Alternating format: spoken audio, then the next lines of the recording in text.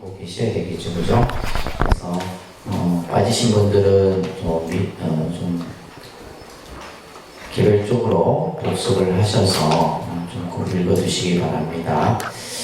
자, 오늘은 여러분들 아주 중요한 공부를 또 하게 됩니다. 산모에 대한 믿음이다 라는 주제를 가지고 믿음의 중요성에 대한 내용을 저희가 제2 강의로 보도록 하겠습니다. 교재는 49쪽이죠, 그죠? 실제 우리가 이 불교, 여러분들이 이 불교와 인연을 맺고 또 기본 과정을 하고 또 개별적으로 신앙생활을 하는 데 있어서 참 우리 불교 신자들은 이 믿음이 뿌리가 내리기가 참 어려운 것 같아요. 여러 가지 요인이 있을 수 있는데 우리가 신앙이라고 하는 것은 지속성이 있어야 되는데 이 불교 신자들은 보면 실질적으로 이제 주기적으로 하는 신앙의 행위들이 없죠. 옛날에는 초하루 보름 정도, 한 달에 2번 정도고, 그나마 여러분들이 이제 수업을 하니까 수업을 강의를 할 때는 그래도 매주 나와서 이제 법당에서 기도도 하고 참배도 하고 또 이렇게 나름대로 신앙생활을 갖게 되는데 기독교 신앙 같은 경우는 이제 일주일에 보통 2번 내지 3번죠. 그래서 수요 예배, 금요 예배, 일요 예배 해서 또 그들은 그것만 있는 것이 아니라 구역 예배 또 여러 가지 그들의 그러니까 끊임없이 모여서 기도하고 봉사하고 신행하는 이런 것들이 이제 이루어집니다. 그러다 보니까 요즘같이 이제 코로나 이런 어떤 시국에 교회가 간혹 이제 문제를 일으키는 요인들이 그들은 그런 어떤 신앙 생활에 익숙해진 거죠. 왜냐하면 어떤 기도를 하는 데 있어서도 가정에서도 하지만은 우리가 흔히 말하는 대면 예배당에 가서 예배를 하는 이런 신앙들. 그러다 보니까 이제 그들이 이제 주로 어떤 믿음이라고 하는 이런 부분에 있어서는 여러분들 우리 불자들이 가지고 있는 믿음의 체계하고는 많이 다르지 않나 이런 생각들을 하면서 자, 우리가 이제 흔히 불교에서 믿음이라고 얘기했을 때 무엇에 대한 믿음이냐라고 하면은 여러 가지 설명이 있을 수 있지만은 가장 근본적인 믿음은 삼보에 대한 믿음이다. 그래서 믿습니까? 믿음을 가지고 계십니까? 라고 물었을 때 그 믿음이 뭐라고요? 삼보에 대한 믿음입니다. 뭐에 대한 믿음요? 삼보에 대한 믿음을 가지고 있는지에 대한 물음을 우리가 하게 되죠. 그래서 오늘은 이 삼보에 대해서 저도 이제 교재를 한번 쭉 봤는데 상당히 중요한 내용들. 그래서 우리가 오늘 강의 목표를 잠깐 앞에 스크린을 보시면 불교에서 왜 믿음이 중요하고 그 믿음에 대한 강조가 이루어지는지 또 한편으로는 이렇게 믿음을 강조함에도 불구하고 왜 우리들 마음속에는 아직까지 믿음이 뿌리를 내리지 못하고 있는지 이런 것들도 우리가 한번 스스로 자기 점검을 좀 해볼 필요가 있지 않나 싶어요. 그리고 그 믿음의 어떤 대상, 믿음의 중심은 바로 불법성 삼보다라고 하는 것. 그리고 그 삼보와 더불어서 우리가 이제 불교라는 종교는 모든 생명이 다 부처의 성품을 가지고 있다라고 하는 불성에 대한. 그래서 우리가 이제 선에서도 그렇고 교회에서도 그렇고 이제 선교가 다 같이 주장하는 것이 바로 모든 이가 다 부처가 될 수 있다라는 불성에 대한 이것도 이제 믿음이죠. 그래서 우리가 선에서도 믿음을 가지고 참선 수행도 하는 거고 우리가 신앙도 믿음을 가지고 하는 거고 교도 마찬가지고 우리가 그다음에 경전을 공부한다면서 경전에 나오는 말씀을 믿지 아니하면 안 되잖아요, 그죠? 그래서 그런 내용들을 조금 우리가 살펴볼 거고 또 이제 이 불보살님들의 각각의 역할과 우리가 여기서는 이제 특히 삼신에 대한 개념을 좀 살펴볼 겁니다.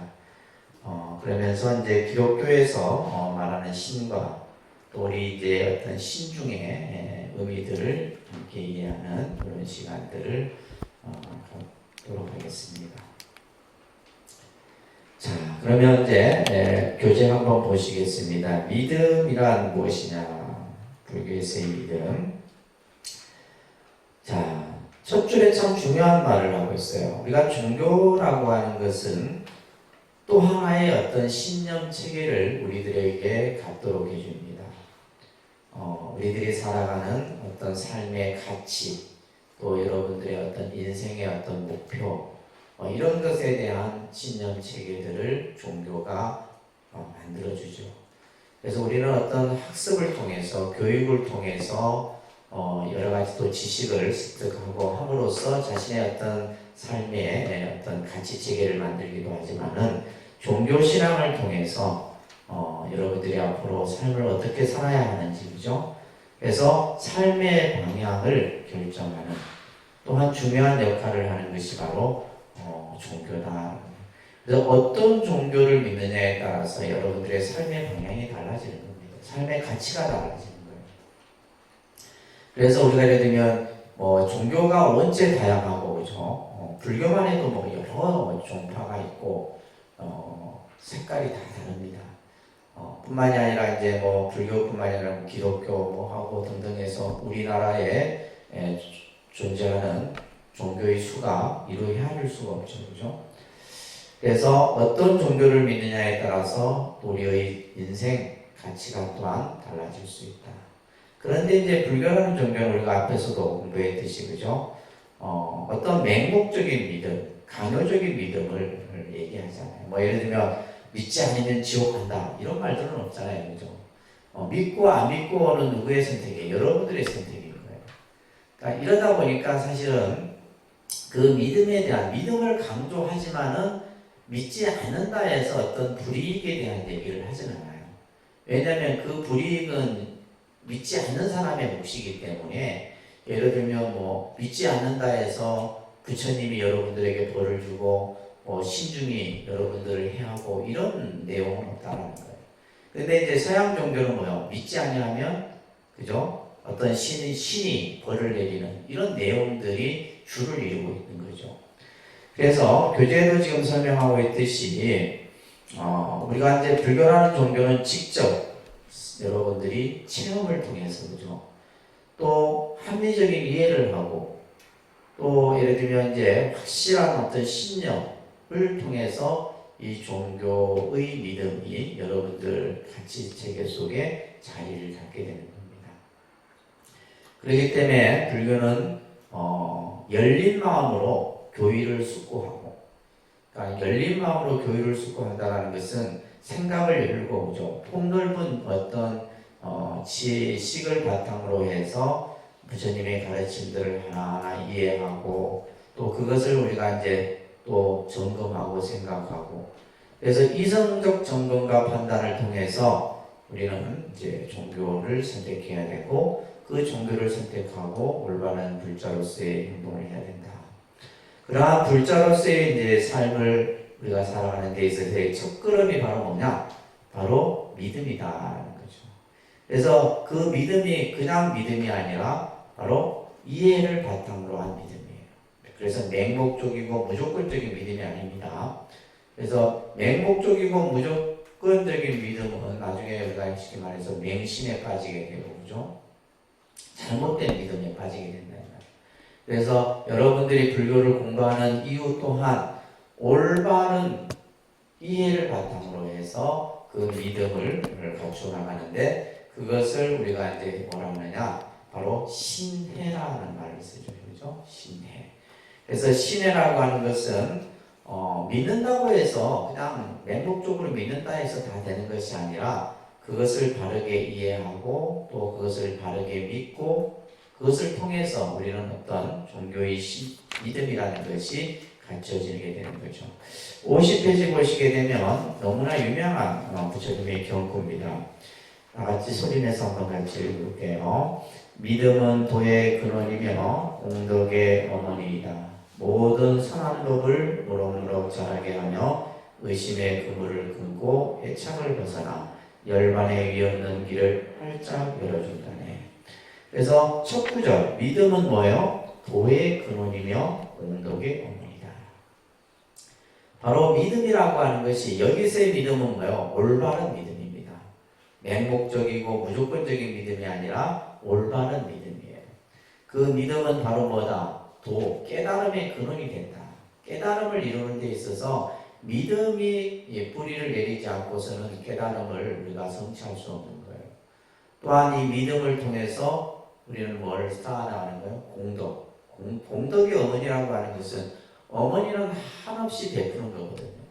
그 믿음을 통해서 이러한 것들이 나타나고 또한 선한 법을 그죠? 키우는 것이 바로 믿음이다라는 말씀을 하고 계십니다.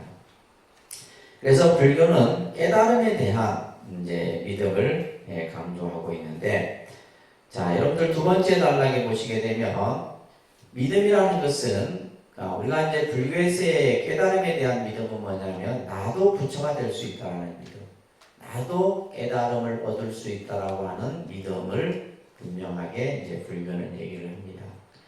그러기 위해서는 이제 깨달음에 이른 부처님과 깨달음의 길로 인도하는 가르침과 또 깨달음을 이루는 주체인 나 자신, 이 세 가지가 결코 다른 것이 아니라, 그래서 기독교에서는 삼위일체 세상이라고 해서 성부, 성자, 성신이라고 하는 삼위의 개념이 이제 하나의 개념으로 얘기하잖아요. 그죠? 불교도 마찬가지예요. 불법성 삼보가 다른 것이 아니라 하나의 하나. 부처님, 깨달음을 이루신 부처님과 깨달음을 이루신 부처님이 선하신 가르침과 그 깨달음을 이루는 주체인 나와 이것은 서로 다르지 않는 하나다는 거예요. 이것을 이제 우리가 불교에서는 뭐라 그래요? 신심이라 해요. 이러한 신념을 뭐라 한다고요? 신심이라 한다. 따라합니다. 신심은 진리와 내가 본래 둘이 아니라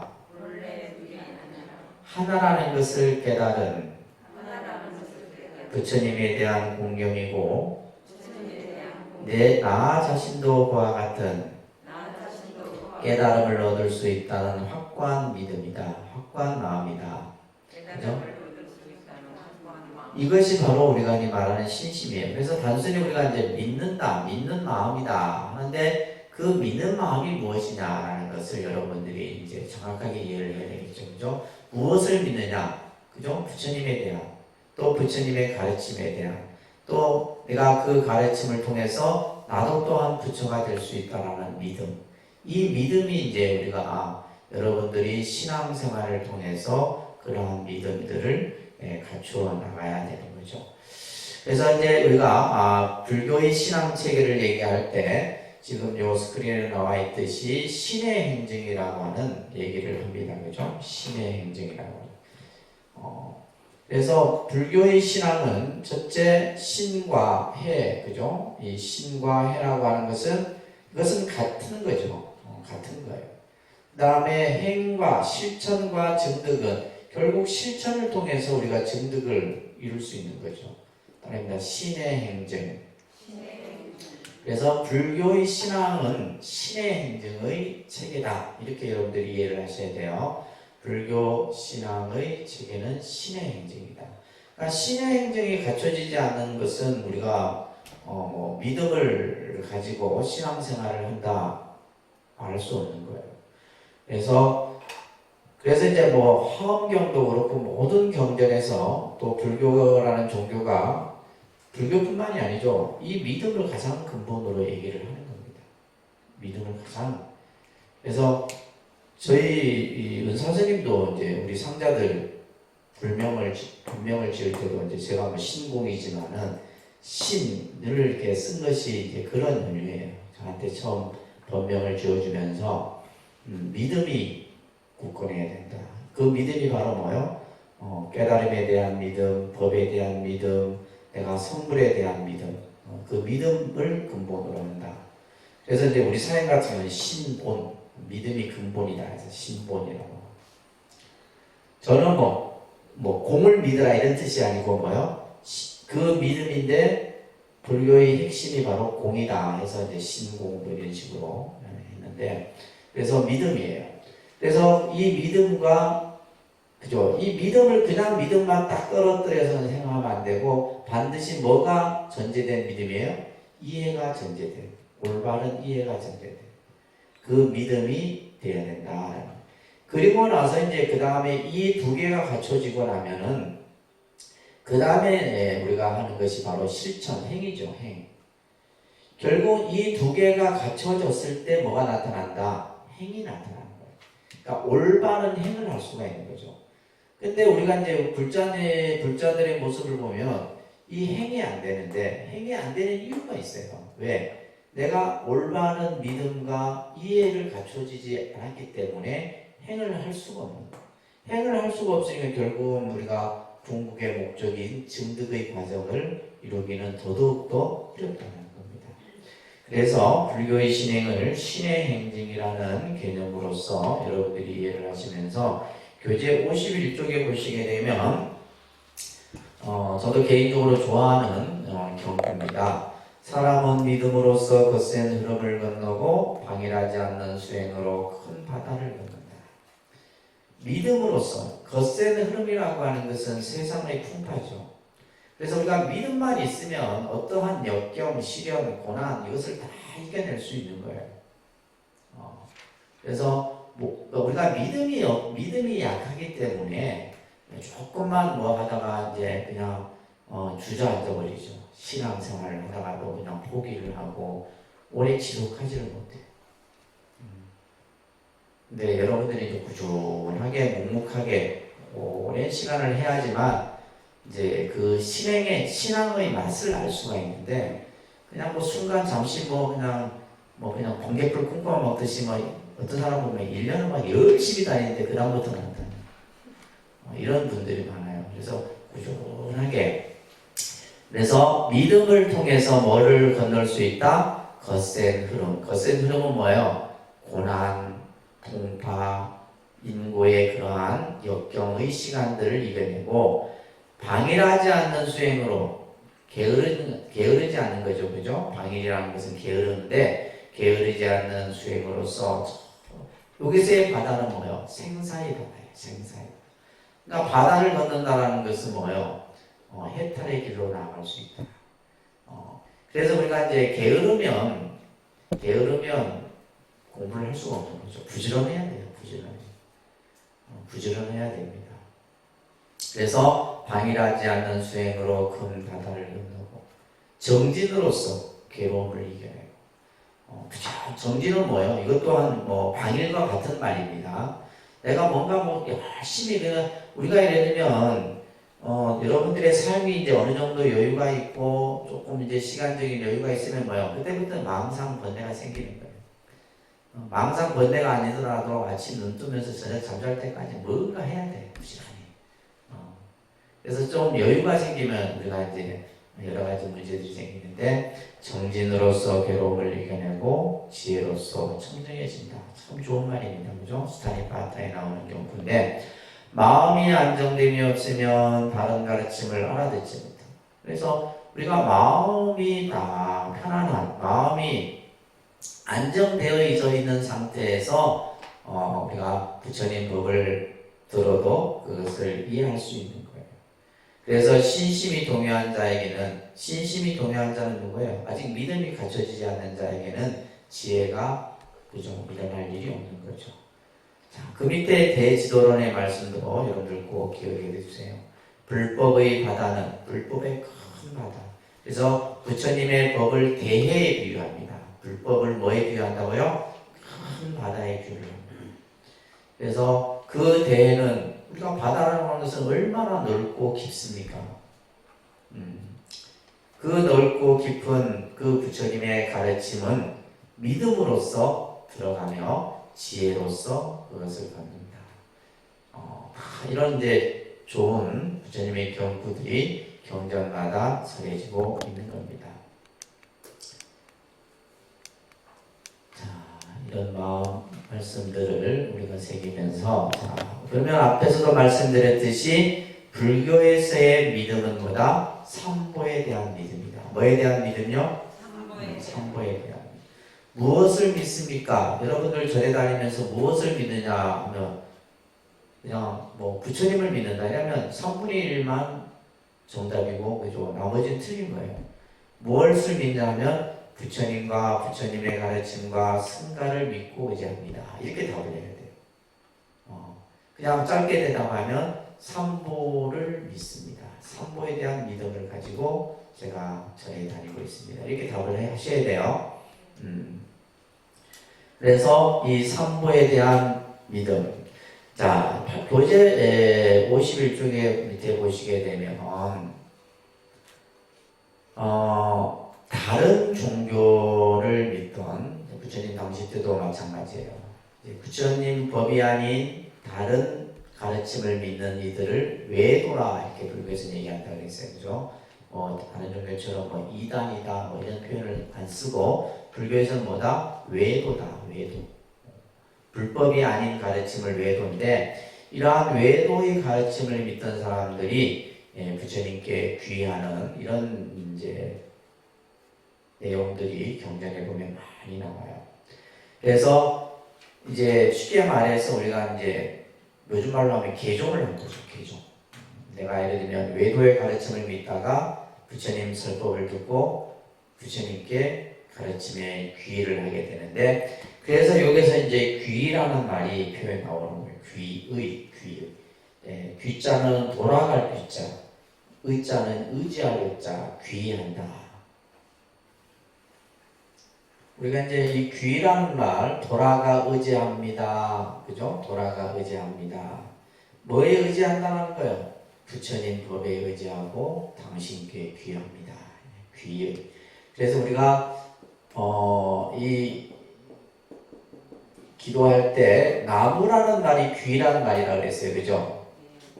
나무 아미타불 할 때 나무 관세음 모살 이런 우리가 이제 연부를 할 때 하는데 이 나무라는 말이 귀한다 이런 뜻이에요. 돌아가 의지한다. 그래서 귀라는 것은 따라합니다. 귀란 온 생명을 다해 믿고 의지하며 존경하는 마음으로 그대에게 돌아간다라는 뜻이다. 귀라고 하는 것은 내 모든 것을 다 바치는 거예요. 내 목숨조차도 버릴 수 있는 그게 귀예요.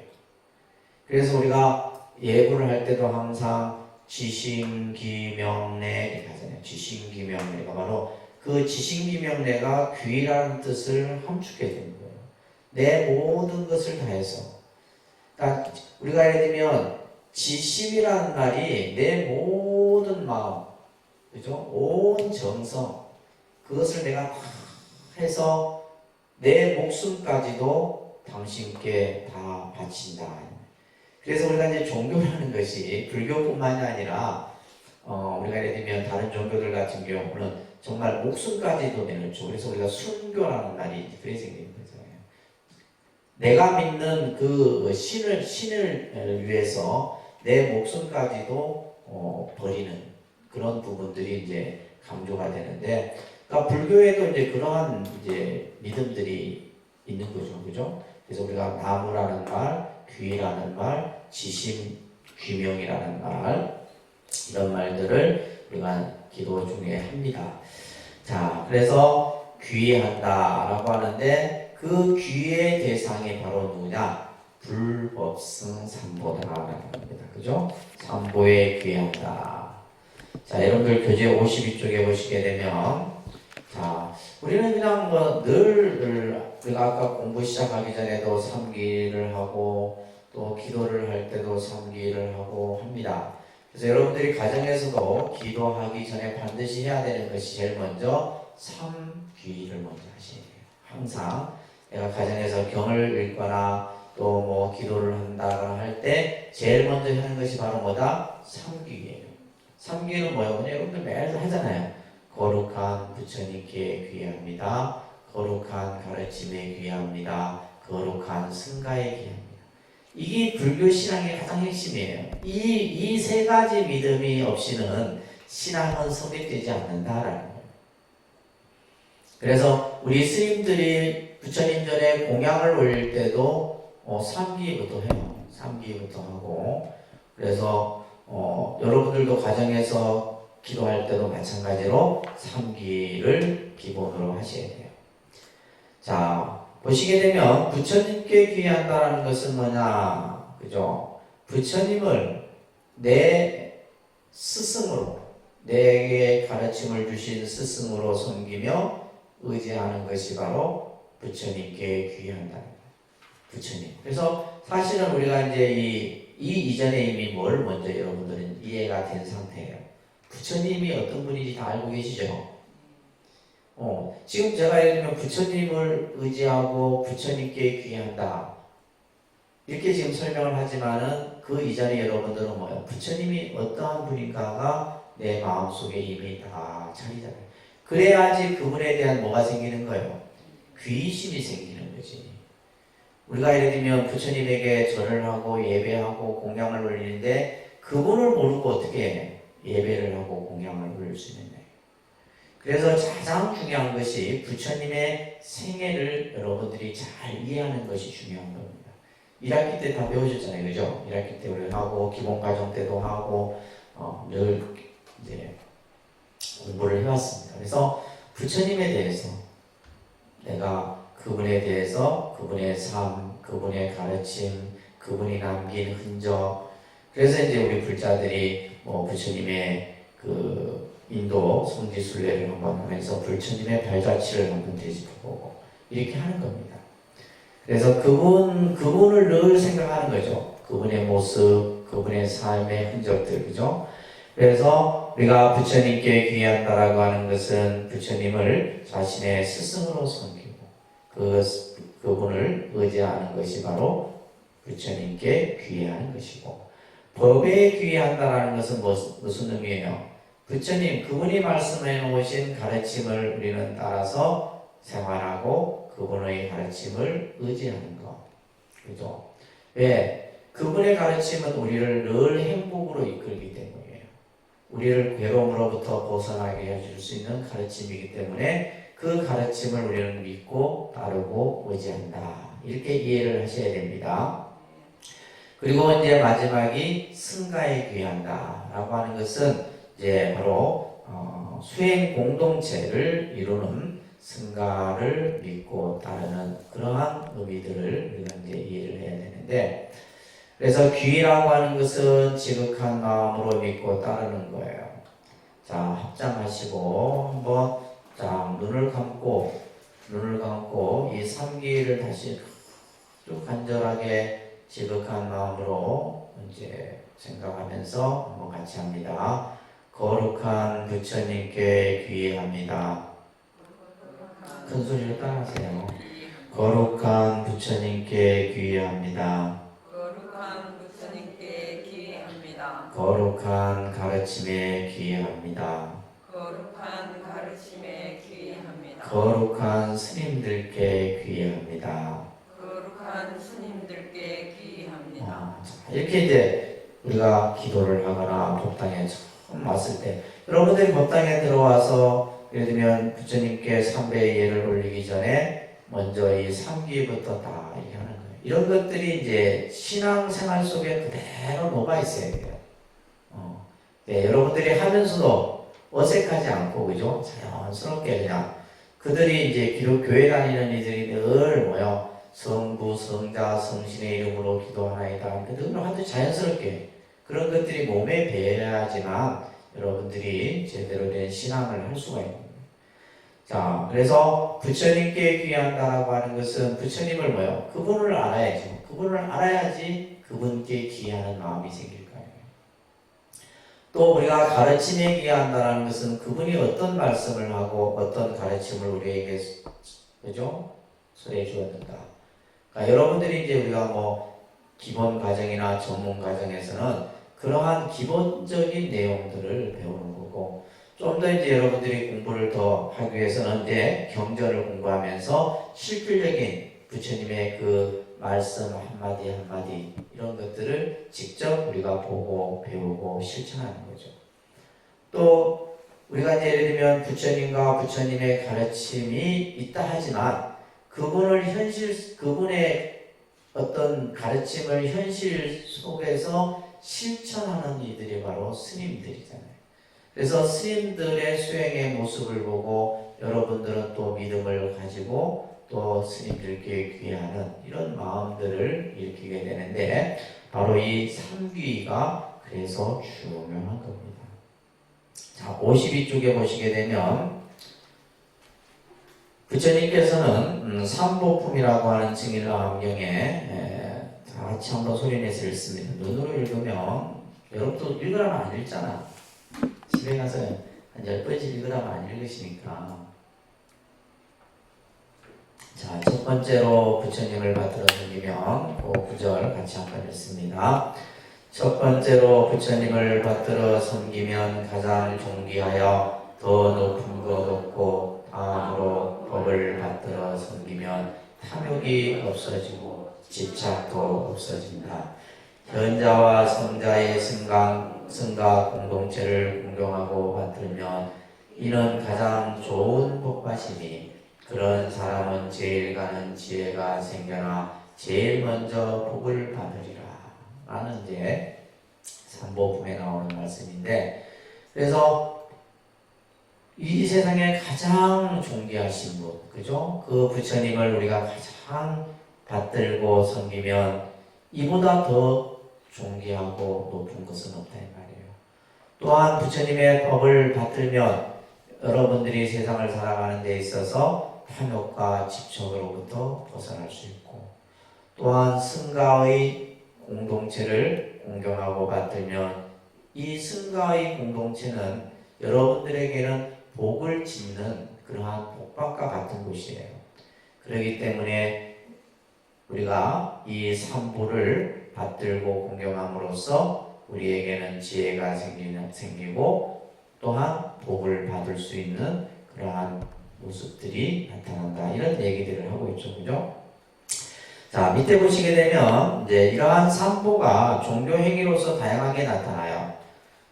우리는 이제 부처님을 불상을 통해서 간접적으로 불상의 모습을 통해서 아, 부처님이 이런 분이구나, 이런 모습을 하고 계시구나 라는 것을 이해할 수 있겠죠. 그죠? 또한 우리는 이제 부처님의 말씀은 뭘 통해서? 경전을 통해서. 그래서 부처님이 선언해 오신 초기 경전, 대승 경전, 여러 많은 다양한 경전들을 통해서 부처님의 법을 우리가 또 가까이 하게 되고, 또 이제 수행 공동체의 가장 대표적인 것이 바로 승가다. 스님들의 그 수행의 모습을 통해서 그래서 이제 이러한 이제 삼보의 개념들이 우리는 또 이렇게 설명을 하는 겁니다. 그래서 불상이나 경전이나 승가의 공경을 표하는 삼기로서 우리는 예경을 올리게 되는데, 자, 그 밑에 쭉 보시게 되면 보배경이라는 경이 있죠, 그죠? 보배경이라는 경이 있는데 이 경문도 바로 삼보에 대한 예경에 대한 그러한 표현을 담고 있는 경전입니다. 같이 한번 따라서 그냥 쭉 같이 읽습니다. 신과 인간의 섬김을 받는 이같이 완성된 부처님께 예경하오니 지상의 존재든 공중의 존재든 모든 존재들이여 행복하소서. 신과 인간의 섬김을 받는 이같이 완성된 가르침에 예경하오니 지상의 존재든 공중의 존재든 모든 존재들이여 행복하소서. 신과 인간의 섬김을 받는 이같이 완성된 스님들께 예경하오니 지상의 존재든 공중의 존재든 모든 존재들이여 행복하소서. 그래서 부처님께 예경함으로써 모든 존재들이 행복하고 부처님의 가르침을 받드는 그 가르침으로써 이 세상에 존재하는 모든 생명들이 행복하기를 바라고, 또한 승가에 예배하고 공경함으로써 이 세상에 존재하는 모든 생명들이 행복하게 해서. 그래서 이제 특히 초기 경전, 수타니파타나 이런 아함경이나 이런 경전들 보면 아주 이렇게 뭐랄까 쉽게 우리가 부처님의 가르침을 이렇게 살아는 그런 구절들이 많아요. 그래서 그냥 우리가 쉽게 읽어서 그냥 이해할 수 있는 이런 내용들이 많습니다. 자, 이렇듯이 우리는 삼보에 대한 귀와 예경을 통해서 내 안에 갖춰진 삼보에 대해서 우리는 마음을 하나하나 가지게 되는 겁니다. 자, 그래서 우리가 눈에 보이는 이제 불상이나 경전이나 또 수행하는 스님들을 주지삼보라고 해요. 주지삼보. 삼보의 종류가 두 가지가 있어요. 삼보. 이제 삼보가 주지삼보가 있고 자성삼보가 있어요. 자성삼보. 그러니까 주지삼보, 자성삼보. 자, 삼보에 두 가지가 있다. 이거 잘 기억해 두세요. 그래서 우리가 이제 삼보에는 첫째 이제 주지삼보, 그죠? 주지삼보는 지금 설명하셨듯이 우리가 불상, 그다음에 경전, 수행자가 이제 주지삼보예요. 자, 그 다음에 이제 자성삼보라고 하는 것은 눈에 보이기 때문에 이것을 주지삼보라고 하는 겁니다. 그 다음에 자성삼보는 내 마음, 자성 안에, 마음의 성품 안에 삼보의 공덕을 갖추고 있는데 그것을 자성삼보라고 해요. 그래서 자성에 귀하고, 우리 이제 천수경에 보면 이제 자성삼보에 대한 내용이 나와요. 그래서 여기서 말하는 자성의 깨달음을 불보라 하고, 자성의 올바름을 법보라 하고, 자성의 청정함을 승보라 한다. 그래서 특히 이제 육조단경 같은 경우에도 지금 여기 보면 자성불, 자성법, 자성승 이렇게 표현이 나오는데, 자성삼보에게 항상 스스로 증명하고 선지시키게 권하여 자성삼보에 귀하게 하라. 불이란 깨달음이요, 법이란 바른 것이요, 승이란 청정함이다. 그래서 불법승을 이제 육조단경 같은 데서는 불을 뭘로 표현하고 깨달음, 다음에 법을 뭐요? 바른 것, 승을 청정라는 뜻으로 설명을 하고 있는 겁니다. 자, 그래서 이런 이제 경전뿐만이 아니라 이런 육조단경 이런 데서도 이제 이러한 삼보의 모습을 설명하고 있다. 자, 앞에서 이제 신의 행증에 대한 말씀을 잠깐 드렸는데, 그 밑에 나오는 내용들은 여러분들이 한번 읽어보시면 되겠고요. 자, 이제부터는 이제 삼보에 있어서 첫 번째 부처님에 대해서 우리가 조금 공부하는 시간을 갖도록 하겠습니다. 그리고 이제 59페이지 한번 보세요.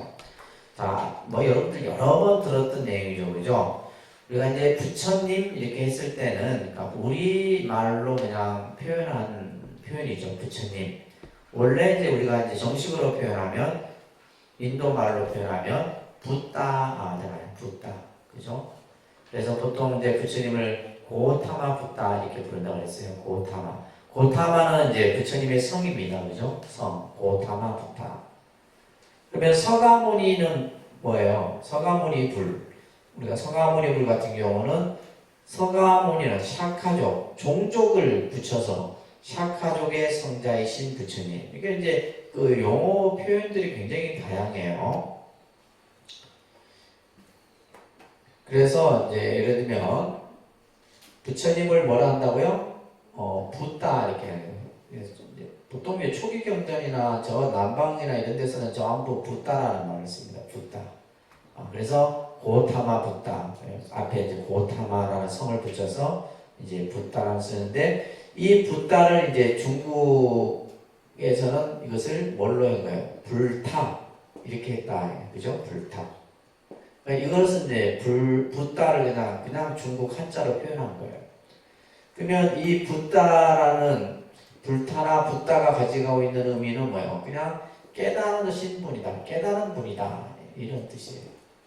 뜻으로 치면 이제 이렇게 이제 설명을 하는 거예요, 그죠? 깨달은 자, 또 다른 뜻으로는 뭐예요? 눈을 뜬 자. 이렇게 우리가 부처님을 설명을 합니다.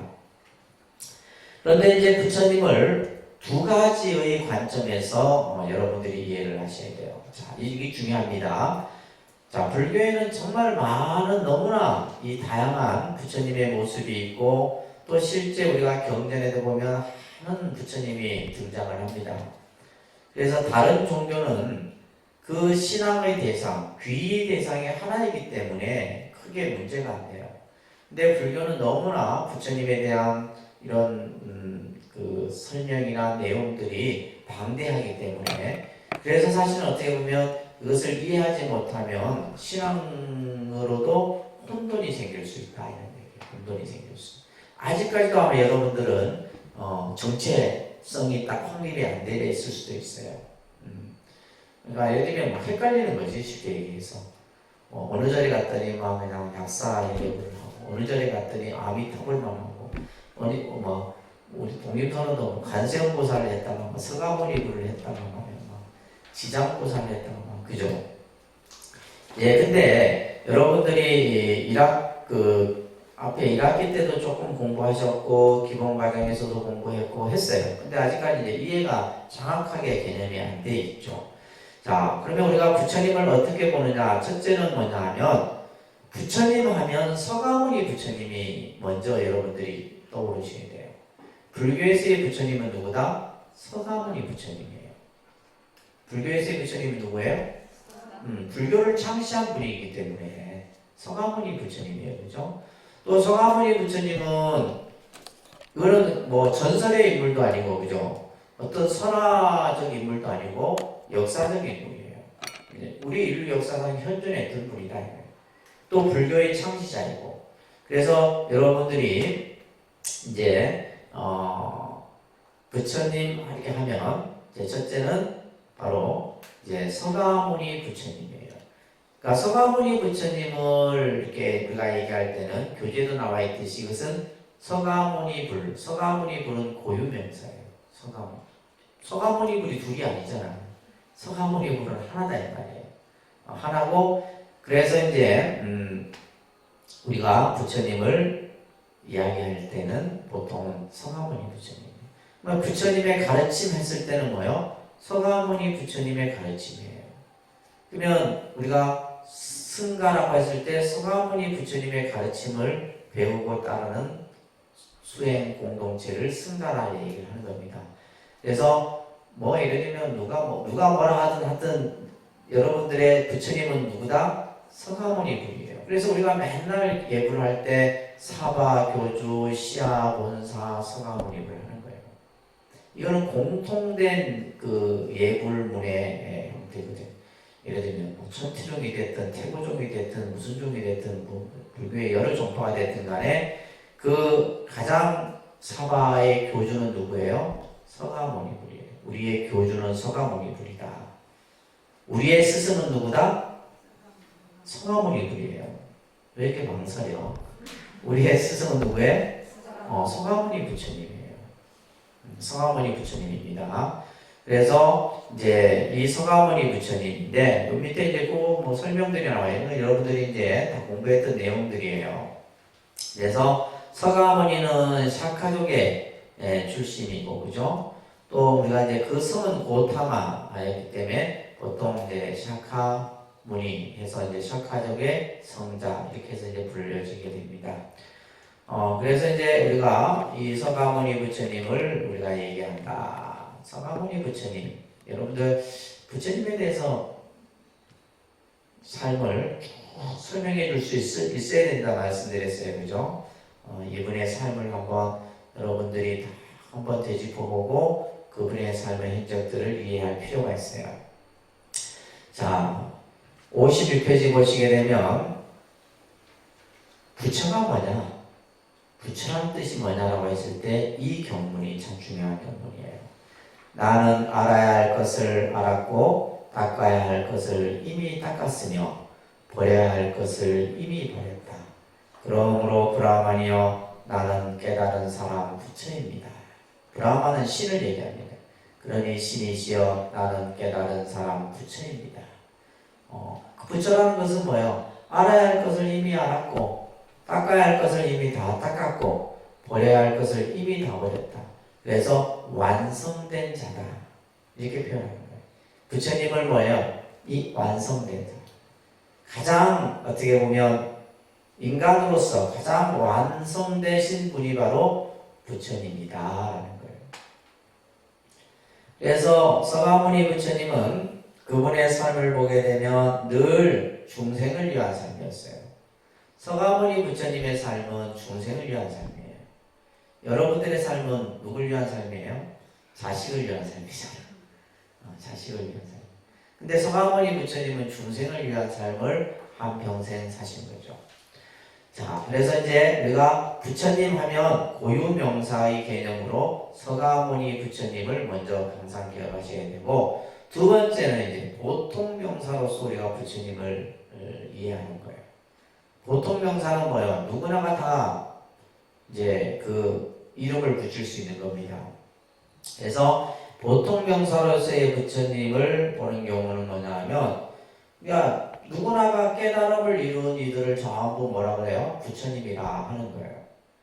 그렇기 때문에 이제 우리가 예를 들면 과거의 부처님, 현재의 부처님, 미래의 부처님, 시방세계의 부처님, 각각의 수많은 부처님들이 나오는 거예요. 누구나가 수행을 해서 누구나가 깨달음을 얻으면 그 사람을 뭐라 한다? 부처님이라 하는 거예요. 그래서 아미타 부처님, 약사일의 부처님, 무슨 부처님, 무슨 부처님, 무슨 부처님, 한량없는 부처님. 그것은 뭐에서 이제 보통 명사로서 이제 우리가 부처님을 이해하는 거고, 고유 명사로서의 부처님을 얘기할 때는 누굴 얘기한다? 서가모니부를 얘기한다. 자, 그래서 56페이지 보시게 되면 참 어떻게 보면 이 서가모니 부처님은 아까 제가 중생의 삶을 전부 그 삶을 위해서 중생들의 삶에서 느끼는 여러 가지의 그러한 고통. 그래서 이제 제가 부처님 생애를 얘기할 때 말씀했지만은 서가모니 부처님은 기류에서 태양생하셔서 기류에서 출가하시고 평생을 길 위에서 수행과 고행을 하시고 전법을 하시고 마지막 길 위에서 열반에 드셨죠. 그러니까 그분의 삶은 전체가 전부 뭐예요? 중생을 위한 삶이었다. 그 삶을 사신 분이 바로 부처님이고, 그분의 삶의 모습이 어느 누구도 그것을 흉내낼 수 없는 삶이라는 사실을 우리는 알아야 됩니다. 그래서 인류의 스승이요, 그죠? 우리 중생의 자비로운 아버지이고 또한 스승이고 올바른 길을 인도해주는 바로 지도자이고, 이런 여러 가지 수식적인 표현들이 설명이 되는 겁니다. 57쪽에 보시면 당신께서는 널리 깨달으시고 살아있는 모든 것을 가엾이 여겨 가르침을 주십니다. 널리 보시는 님이시여, 당신께서는 세상에 가려진 것을 벗겨주시고 뒤없이 온 세상을 비추십니다. 이런 것들이 이제 어떻게 보면 우리가 이제 여러분들이 자주 접해야 되는 경전들이에요. 이것도 수타니 바하타에 나오는 단미가의 경이죠. 그러니까 이 단미가라고 하는 이제 불제자가 부처님을 찬탄하는 겁니다. 당신께서는 널리 깨달으시고 살아있는 것을 가엾이 여기시고 모든 이에게 가르침을 주시고, 그죠? 또 온 세상을 다 비춰주시는 분이다. 또 셀라의 경이라는 경에서 당신은 깨달으신 분입니다. 당신은 스승이십니다. 당신은 악마의 정복자이시고 승자이시고 악의 뿌리를 끊고 또한 모든 사람들을 건너시고 사람들을 건네주십니다. 생사의 길을 건네도록 해주신다, 이런 얘기예요. 이런 이제 부처님의 그러한 모습들을 찬탄하는 이러한 설명들이 쭉 설명이 되어요. 그렇기 때문에 우리는 이제 서가모니 부처님을 거룩한 성자요 위대하신 부처님이다, 이렇게 표현하는 겁니다. 그렇기 때문에 그분에게 뭘 하는 거예요? 늘 우리는 귀하고 공양하고, 그죠? 그분에게 기도하는 겁니다. 그래서 58쪽에 보시게 되면 왜 사람들은 부처님에게 공양을 올리는가? 왜 부처님에게? 그래서 부처님의 명호 가운데 나중에 나오지만은 응공이라고 하는 명호가 있어요. 응공. 마땅히 공양받을 만한 자격을 갖추신 분이 바로 부처님이다. 그러니까 여러분들이 그 분에게 공양을 올려도 그 공양을 수용할 만한 복과 지혜를 갖추신 분이 바로 누구다? 부처님이다 라는 거예요. 그래서 사람들은 왜 열애에게 공양을 하느냐? 열애께서는 항복하지 않는 사람들을 항복하게 하고 제도받지 못한 이를 제도하며 또한 해탈하지 못한 이를 해탈하게 하고 열반하지 않는 이를 열반하게 하고 그래서 열애께서는 악마, 천신, 인간 가운데 가장 뛰어나고 그래서 우리는 세존이라고 말했어요. 세상에서 가장 존귀하신 분이다. 또한 훌륭한 복전이에요. 훌륭한 복전. 중생이 복을 지을 수 있는 텃밭이다 이 말이에요. 누가? 부처님에게 우리가 예배하고 공양 올리는 것이 그렇다 이 말이에요. 공경할 만하고 귀하게 여길 만하다. 부처님은 이런 어떤 이제 마음들이 우리가 귀하고 예경의 마음 속에서 가져요. 사람들을 바른 길로 인도하시고 진리를 모르는 사람에게 진리를 가르치십니다. 그래서 우리는 이제 부처님을 바른 길로 인도하시는 분, 중생들을 깨우치게 해주시는 분, 이런 여러 가지 부처님을 표현하는 겁니다. 그 밑에 보시면 부처님을 위대한 승리자라는 표현이 있어요. 그죠? 그래서 우리가 이제 부처님을 모신 정각을 대웅전이라는데 대웅이라는 말이 바로 그런 의미예요. 그런 의미입니다. 그래서 부처님은 번뇌와 그죠? 모든 마음의 그러한 고통을 다 이겨내고 완전한 승리를 이루신 분이 바로 부처님이다. 그래서 부처님은 스스로를 나는 모든 것을 이긴 자요 일체를 아는 자다. 모든 번뇌로부터 자유롭고 모든 굴레에서 벗어났다. 이런 말씀을 하시고 그 다음 59페이지 보시면 이 법국경에 나오는 이 구절 제가 좋아하는 구절입니다. 여러분들도 같이 마음에 새기세요. 같이 따라합니다. 소리내서 전쟁에서 100만 대군을 이기는 것보다 자신을 이긴 자야말로 진정한 승리자다. 자신을 다스리고 언제나 자제하며 사느니 자신을 이긴 자가 다른 사람을 이긴 자보다 낫다. 그렇죠? 이 세상에서 가장 위대한 자는 누구냐? 자기 자신을 이긴 자예요. 자기 자신. 그래서 우리가 수행을 하고 여러분들이 삶을 살아가는 것은 결국 누구하고 싸우는 것이 아니라 결국 자기 자신과의 싸움에서 이기느냐 지느냐의 문제인 거예요. 그죠? 여러분들 맨날 뭐 자식하고 싸운다, 뭐 누구랑 싸운다니 하는데 아니에요. 자기 자신과의 싸움이에요.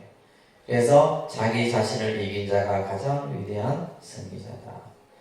참 부처님은 그분의 삶 속에서 보면 일체 요즘 우리가 뭐 차별에 대한 이런 사회적 문제 이런 것들이 늘 대두가 되는데 부처님은 신분제도라든지 그죠? 어떤 출신 성분이라든지 혈연이라든지 이런 것에 일체 차별을 주지 않으셨던 거죠. 그죠? 모든 이들을 동등하게 대했던 분이에요. 그래서 모든 생명은 다 평등하고 모든 존재는 다 귀하다라고 하는.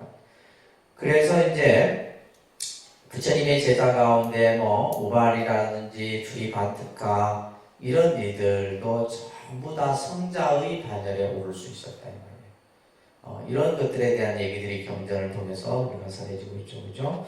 그러면서 부처님께서는 마지막 열반에 드실 때 뭐요? 부지런히 열심히 정진해라 라는 말씀을 우리들에게 하셨던 겁니다. 60페이지 보시면 모든 것은 무상한 것이니 그죠? 방일하지 말고 부지런히 정진해라. 이게 부처님의 마지막 우리에게 하시는 게으르지 말고 열심히 정진해라 이 말이에요. 아시겠어요? 이게 뭐 어려운 거 아니잖아요. 근데 왜 다들 불교를 어렵다고 얘기하는지 모르겠어요. 그냥 가장 일상적이고 평이한 가르침이에요. 자, 이러한 가르침의 말씀을 우리들에게 남겨주신 부처님이 육신의 열반의 모습을 보이죠. 그죠? 열반의 모습을 보이니까 이제 부처님의 모습을 직접 볼 수가 없다 이 말이에요. 그래서 이제 부처님이 열반하신 후 부처님의 살이나 유골이나 여러 가지 이런 어떤 그 법륜이라든지 그죠? 이런 것들을 이제 예배의 대상으로 삼았고 이제 그러다가 이제 불상이라고 하는 이런 형태가 신앙의 대상으로 만들어지게 된 겁니다. 그래서 우리가 성화무니 부처님은 인류의 역사 속에 등장하셔서 불교라는 종교를 창시하셨고 또 그러면서 많은 중생들을 구제하셨죠. 그러면서 이제 이러한 부처님의 모습들이 그냥 하나의 모습에서 아까 우리가 예를 들면 고유 명사로서의 성화무니 부처님이 계시지만 보통 명사로서의 그죠 다양한 수많은 부처님들이 불교에서는 등장하는 거예요. 그거는 왜 그래요? 왜냐하면 누구나가 다 깨달음을 얻어서 부처가 될 수 있기 때문이에요. 그래서 61쪽에 보면 법화경에 나오는 경구를 이렇게 이게 이제 굉장히 중요한 경구인데 부처님이 이 세상에 출현하신 이유가 뭐예요? 전부 중생을 위해서예요. 중생의 지견을 열어서 중생을 깨닫게 하고 중생을 그죠? 깨달음에 들게 하기 위해서 이 세상에 출현하셨다. 그래서 서가모니 부처님의 본래 모습, 이게 본래 모습이다. 그러니까 서가모니 부처님이 우리 이제 이 세상에 오신 부처님이지만은 이 서가모니 부처님은 우리가 이제 이미 이 세상에 오기 전에도 이미 뭐였어요? 부처였어요. 이미 뭐예요? 부처였어요. 그러니까 단지 중생을 제도 교화하기 위해서 이 세상에 오신 거죠. 그것을 우리는 뭐라 그래요? 화신이라고 하는 거예요. 뭐라 한다고요? 화신불이다. 예, 그러니까 화신불. 그러니까 화라고 하는 것은 변화해서 나타난 거예요. 인간의 모습으로 변화해서 나타났다. 그러니까 이제 서가모니 부처님이 이 세상에 오기 전에도 이미 뭐예요? 서가모니 부처님은 전생에 뭐였어요? 이미 보살이었고 부처의 과를 다 이룬 분이었다. 그런 것들이 이제 우리가 이제 자타카라든지 연등불 이야기라든지 이런 데서 나오죠, 그죠? 그래서 서가모니 부처님이 2600년 전에 우리 중생 세계에 오셨지만은 그 이전에 이미 뭐예요? 부처였었고 또 서가모니 부처님이 열반하셨지만은 열반하셔서 없어진 것이 아니라 또 이미 뭐가 있어요? 그분의 본래 몸, 이 화신의 본래 몸을 우리는 뭐라 그래요? 법신이라는 거예요. 뭐라 한다고요? 진리 그 당체의 몸을 법신이라는 거예요. 그러니까 나타난 모습은 화신이고 진리 그 자체, 부처님의 본래의 그 모습, 이거는 뭐냐면 생멸을 떠나 있는 영원한 부처님의 모습이에요. 생멸. 다시 말해서 생멸이란 뭐예요? 태어나고 죽고, 그러니까 어떤 생사의 모습이 아닌 그 생사의 모습을 떠나 영원한 생명의 모습을 갖춘 부처님이 바로 뭐예요? 법신물이에요. 그래서 여러분들 이제 이 삼신불에 대해서 공부하셨잖아요. 그죠? 공부를 하시면 이걸 기억을 해야 될 텐데. 그래서 바랍니다. 법신, 보신, 화신. 그래서 이 서가모니 부처님은 화신불이에요. 중생의 모습으로 나타나고, 그러나 그분의 본래 모습은 법신이다. 그리고 중생을 다양한 모습으로 제도하기 위해서 원력과 보살행을 닦아서 다투신 부처님을 우리는 보신불이라는 거예요. 보신불. 자, 요 개념들이 이제 여기서 설해지게 되는데, 본래 그 자리에 머무는 부처님의 진리, 그 자체의 부처님을 말한다. 무슨 불? 법신불이라고 얘기를 하는 겁니다. 법신불. 그리고 법신불은 서가모니 부처님이 오시기 전부터 또한 그 부처님이 서가모니 부처님이 열반하신 이후에도 영원히 그 몸을 갖추고 있어요. 그 갖춘 몸을 우리는 뭐라? 청정법신 비로자나불이라 한다. 그죠? 청정법신 비로자나불. 이 비로자나 부처님, 우리 독립선언에 이제 저 3층에 그죠? 주불로 모시고 있는 부처님이 바로 비로자나 부처님이에요. 비로자나 부처님. 비로자나 부처님인데 이 비로자나 부처님이 부처님의 본래의 모습이다 이 말이에요. 그러니까 서가모니 부처님은 이 부처님의 본래의 모습에서 뭐요? 인간의 모습으로 변화해서 나타신 부처님이고 또 중생들을 구제하기 위해서 원력과 보살행을 통해서 나타난 부처님이 아미타불이고 약사이레불이고 이렇게 얘기를 해요. 그러면 결국은 이 삼신이라고 그러죠. 삼신. 그래서 이 삼신은 뭐다? 일체다. 말합니다. 삼신일체. 이 개념이 여러분들 안 서 있으면 그죠? 삼신은 하나에 하나. 삼신이 따로 있는 것이 아니라 삼신일체입니다. 법신, 보신, 화신이 따로따로 이렇게 존재하는 것이 아니라 그것이 결국 하나예요. 뭐에서? 그러니까 화신 안에 뭐가 있고 법신이 들어가 있고 법신이 곧 화신이고 화신이 곧 법신이고 또 그죠? 법신 속에 보신, 보신 속에 법신 다 같은 거예요. 하나의 개념이에요. 그런데 단지 이제 그 모습들을 다양하게 놔두다 보니까 우리가 이제 뭐 큰 절에 가도 막 그냥 법당들이 10몇 개씩 있고 뭐 이러는 거예요. 각각의 그러한 모습들을 나타내는 겁니다. 자, 61쪽 맨 하단에 그 경구를 한번 같이 보도록 하겠습니다. 같이 읽어요. 부처님의 몸이 온 법계에 가득하사 일체 중생 앞에 두루 나타나시네. 인연 따라 빠짐없이 두루 감응하시나 언제나 황자에 항상 계신다. 이게 이제 화엄경의 열의 현상품에 나오는 얘기인데 이 구절이 굉장히 중요한 구절이에요. 부처님은 법신청정 광무변이다 이렇게 개성이 나오는데 부처님의 그 모습은 법신은 이 우주법계에 충만하다. 그래서 부처님이 아니 계신 곳이 없어요. 부처님이 뭐 따로 어디 계시는 것이 아니라 이 우주법계에 부처님은 충만해 계신다.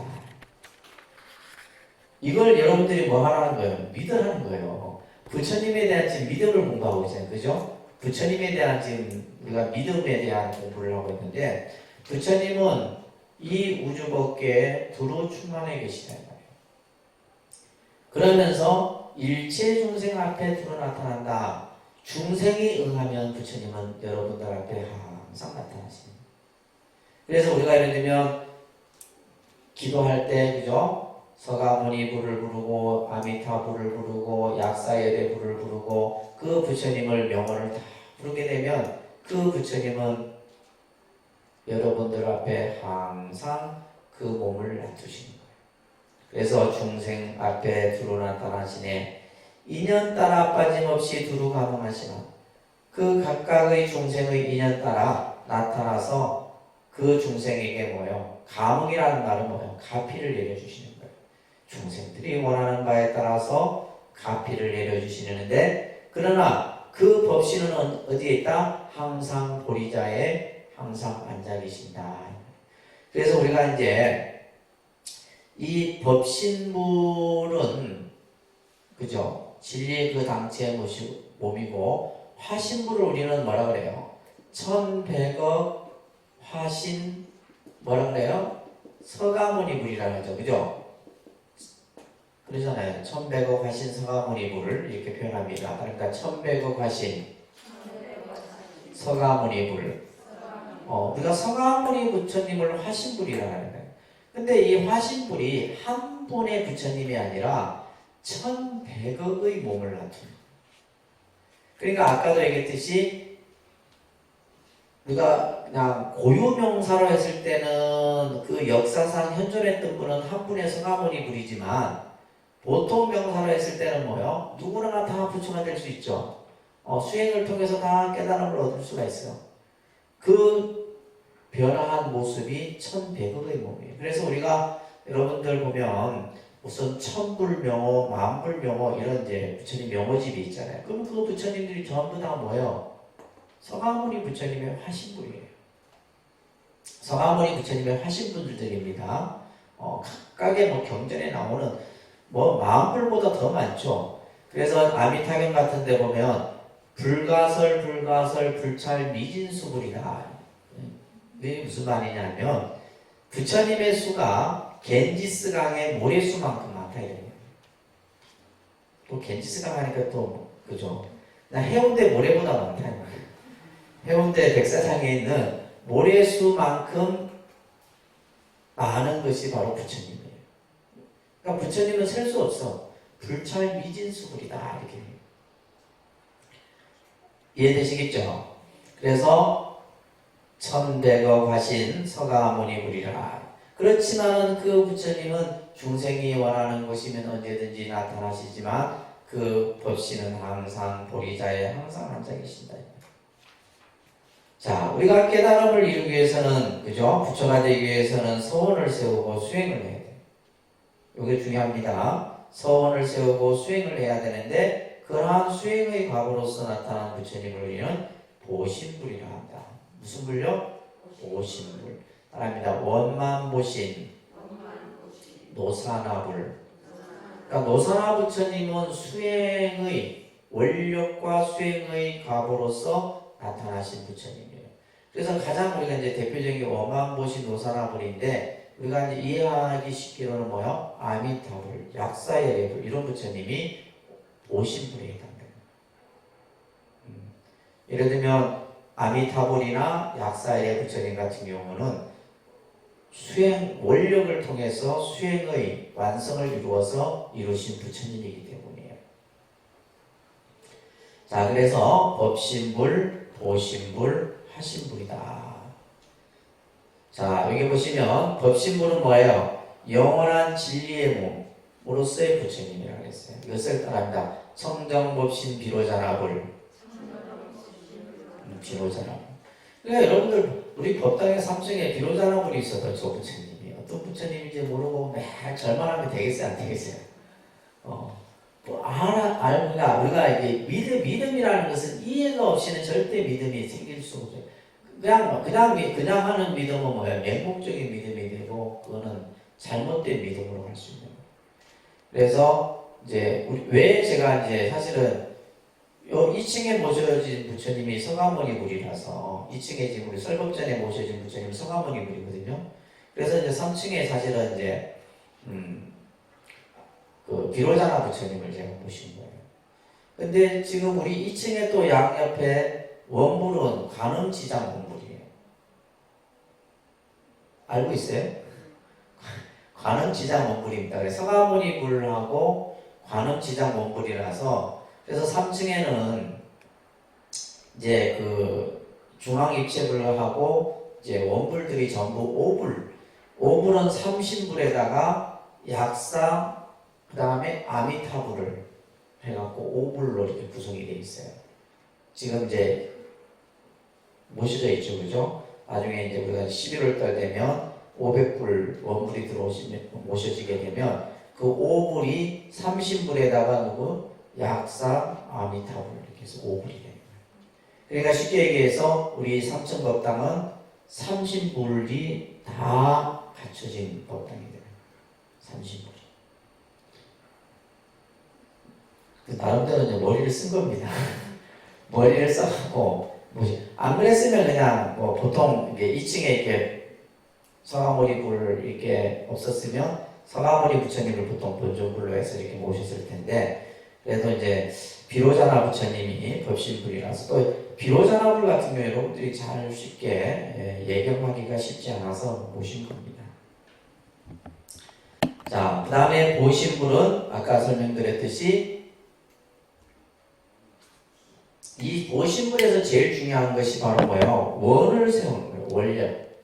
이 원을 세워서 그 원을 수행한 결과로서 몸을 갖추신 부처님인데 이 부처님이 노사나불, 원만보신 노사나불, 아미타불, 약사일불 이런 부처님이에요.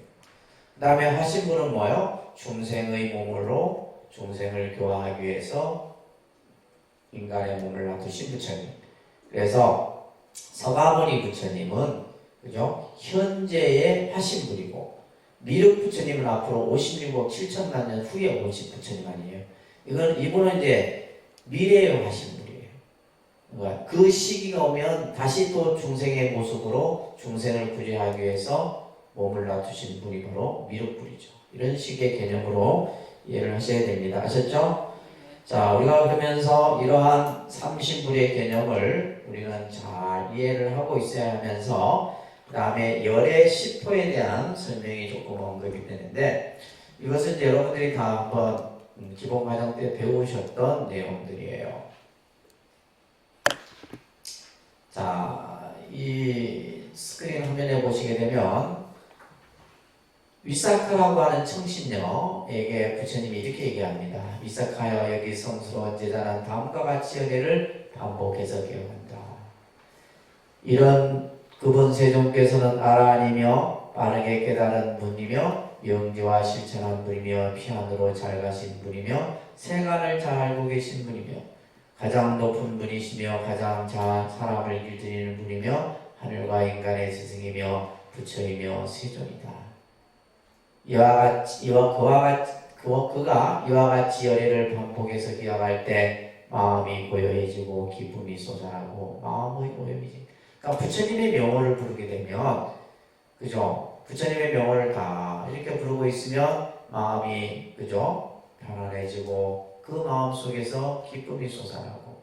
그래서 우리가 이제 부처님의 명호를 부른다는 것은 이 지금 초기경전에서 나오는 이제 이 경구지만은, 그래서 우리가 서가모니부를 부르고 관세음보살을 부르고 아미타부를 부르고 그 부처님의 명호를 계속 일념으로 부르면 그 명호를 부름으로써 이와 같은 마음이 고요하고 마음속에서 기쁨이 일어나는 거예요. 그리고 내 마음의 번뇌가 제거되는 이러한 공덕들을 이룰 수 있는데, 우리가 이제 부처님의 명호를 따라한다. 열애, 응공, 그 다음에 열애응공, 그 다음에 등정각, 명행조, 선서, 세간의, 무상사, 조장부, 천인사, 불세조. 이거는 이제 여러분들 교재에 나온 내용들 한번 읽어보세요. 아시겠죠? 그 다음에 65페이지 보시게 되면 심력이라 해서 부처님의 10가지 힘이에요. 이것도 기본 과정 때 제가 한번 설명을 드렸던 기억이 납니다. 부처님이 가주신 10가지 아주 불가사의한 힘이에요. 힘. 10가지 힘인데 이 10가지 힘도 여러분들 한번 쭉 어떤 내용이 있는가 한번 읽어보도록 하시기 바랍니다. 그 다음에 이제 이 심력, 사무소에, 그 다음에 등각 해서 이제 이 18불공법이라고 하는 것이 있는데, 이게 이제 제가 아마 기본 과정 때 말씀드렸는데, 18불공법이라는 게 있어요. 부처님만이 가지고 있는 공덕의 모습인데, 여기에서는 이제 심력만 설명을 하고 있는 겁니다. 자, 그 다음에 이제 우리가 부처님의 가르침을 법이라 그럽니다. 그죠? 그래서 우리는 불법이라 하는 말을 하고 있는데, 그 부처님의 말씀을 경과 유루로서, 그래서 이제 3장으로 설명을 합니다. 이건 이제 잘 기억을 메모를 해두세요. 아닙니다. 3장, 경장, 율장, 논장. 그래서 부처님의 말씀을 총칭 이렇게 하게 되면 3장으로 이제 구분을 하는 겁니다. 그 3장을 바탕으로 해서 이제 우리가 이제 경, 율, 론 이렇게 이제 얘기를 합니다. 자, 보시게 되면 경은 부처님의 설법으로서 제자들과 질의응답을 중심으로, 그래서 우리가 금강경 같은 경우도 그죠, 수구리하고 대화를 쭉 이렇게 이루어지는 형태로 이루어져 있고, 또 뭐 관음경도 이제 관세음보살하고 이렇게 쭉 대화를 이루어지는 무진이보살하고도 그죠. 그래서 여러 제자들과 질의응답을 중심으로 기록한 것을 경이라고 하고, 율이라고 하는 것은 계율, 그죠? 우리가 지켜야 될 윤리적인 계율에 대한 것을 정리한 거고, 노는 뭐냐면 이제 부처님의 가르침을 제자들이 다시 그것을 설명해 놓은 것들이에요. 그래서 논장이 더 많습니다. 논이. 경률론 3장이다 얘기를 하는데, 자, 이거는 여러분들이 기억을 잘 하셔야 됩니다. 아시겠죠? 경률론 3장에 대한 부분을 잘 기억을 하시기 바랍니다. 자, 69페이지 한번 보시게 되면, 그래서 우리는 이제 부처님의 말씀을 어떻게 해야 돼요? 늘 독송하고 그 가르침을 다른 사람에게 설해줄 수 있어야 돼요. 그래서 이제 우리가 부처님의 경전을 잘 독송하고, 그래서 경전의 수가 이루 말할 수 없죠. 우리가 이제 뭐 초기 경전, 또 대승경전, 대승경전도 초기, 중기, 후기 이렇게 나눠져서 설명하는 내용들이 여러분들 이제 앞으로 이제 여러분들 다다음 주쯤 되면 이런 내용들을 쭉 볼 겁니다. 다음에 이제 이 경전을 다른 사람에게 설해주는 공덕에 대해서 71쪽에 보시게 되면 금강경에 복지무비분을 설하고 있습니다. 그죠? 이 내용도 여러분들 읽어보시면 다 공부했던 내용들이에요. 자, 우리가 이제 경전을 보는 것을 간경이라는 말을 합니다. 그러니까 간경. 간경. 그래서 우리가 이제 이 간경 수행이라고 해요. 경을 보는 것을 간경 수행이라 하는데, 그 부처님이 설해 놓으신 말씀을 우리가 잘 이해하고 그것을 뜻을 또 살피고 또 그것을 또한 실천하는 이런 이제 수행이 바로 간경 수행이라고 합니다. 우리가 이제 읽는 것을 뭐라 그러고 독경이라고 하고, 읽는 것은 뭐예요? 경을 읽는 것은 독경이고, 경을 외우는 것은 송경이에요. 송경. 경을 외우는 건 송경. 옮겨 쓰는 것을 뭐라 그래요? 사경. 이렇게 나눠지는 겁니다. 그죠? 그래서 경전을 우리가 읽고 쓰고 외우고, 그죠? 그것을 여러분들 이제 공부하실 때 수지 독송이라는 말로 배웠어요. 금강경에도 나오죠? 수지 독송. 받아 지니고 읽고 외우고, 그 다음에 위타인설. 다른 사람에게 설해주는. 그러니까 제일 큰 공덕이 뭐냐면 다른 사람에게 설해주는 거예요. 부처님의 말씀을 다른 사람에게 설해줄 수 있는. 근데 이게 안 되거든, 그죠? 송경이나 독경이나 그냥 사경은 혼자 하는데 위타인설이 안 돼. 다른 사람에게 부처님. 그래서 아까 앞에 금강경 같은 데서도 사국의 한 구절을 다른 사람에게 설해준 공덕은 어떤 공덕과 비교할 수 없는 거예요. 72쪽에 보시면 같이 한번 읽습니다. 경을 보되 자기 마음속을 향하여 공부를 지어가지 않으면 비록 1만군의 장경을 다 보았다 하더라도 아무런 이익이 없다. 그래서 신불간조 강경무이라는 거예요. 마음으로 내가 그 부처님의 가르침을 잘 이해하고 헤아리지 아니하면 경을 보아도 아무런 이익이 없다. 이런 말이 있는 것 같습니다. 똑같은 거예요. 그래서 우리가 경을 이경 저경 많은 경전을 보는 게 중요한 게 아니에요. 금강경이면 금강경, 화엄경이면 화엄경, 법화경이면 법화경, 한 권의 경전을 제대로 우리가 이해하고 그 경전을 여러분들이 잘 실천하면 모든, 그러니까 우리가 예를 들면 팔만대장경을 다 어찌 보겠어요? 그렇잖아요, 그죠? 여러분들이 앞으로 지금부터 그냥 눈이 침침하기 전까지 막 경을 본다고 해도 책 페이지 수만 넘긴다 해도 몇 권 못 본다 이 말이에요. 근데 그 많은 경전들을 우리가 다 보지 못하지만은 한 권의 경전이라 여러분들이 잘 그것을 마음으로 살필 줄 알면 그 공덕이 한량이 없는 거예요. 그 밑에 보시게 되면 마음이 미혹하면 법화경이 너를 굴릴 것이요 마음이 밝아지면 내가 법화경을 굴릴 것이니 경을 독송하여도 오랫동안 그 이치를 밝히지 못하면 간직된 뜻과 원수처럼 지내게 될 것이다. 그래서 이제 이 내용이 이제 법단이라고 하는 내용 속에서 나오는 법화경의 이야기인데, 우리가 이제 경을 늘 여러분들이 읽고 지니고 함으로 인해서 그리고 그 모든 그 자체가 바로 뭐냐면 업장 소멸이 되는 것이고 내 마음이 청정이 수행되는 그러한 공덕이 되는 겁니다. 이런 이야기들이 쭉 써내지고 있는 거예요. 그 다음에 우리가 이제 그래서 부처님의 가르침, 법보를 귀의하는 겁니다. 마지막 이제 승가죠, 그죠? 승가는 수행 공동체라 얘기를 합니다. 수행 공동체의 가장 근본은 뭐요? 화합 공동체입니다. 승가의 가장 중요한 개념은 바로 화합입니다. 화합.